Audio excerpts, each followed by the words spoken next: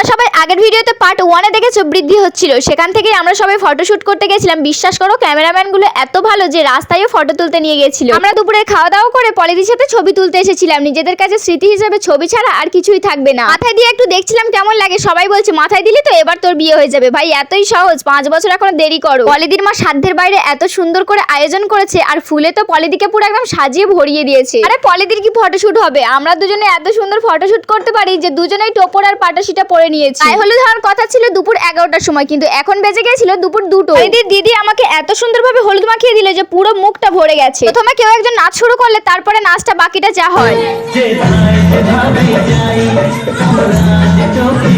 আর মেয়ে সে বোঝে যে কতটা কষ্টের দিন আজকে তার কাছে। পলিদির মাকে নিয়ে পলিদির মেয়েও জোর করে নাচাচ্ছে যাতে মনটা ভালো থাকে। তারপরে কিছু ফটো তোলার পর এখানে গায়ে হলুদের নিয়মগুলো শুরু হয়ে গেছে, কারণ এখান থেকে আবার পলিদিকে মেকআপ করতে যেতে হবে। এর পরের ব্লগটা হবে বিয়ের ভিডিও, আমি তোমাদেরকে দেখাবো। তোমরা সবাই ভালো থেকো, সুস্থ থেকো, সবাইকে ভালো রেখো।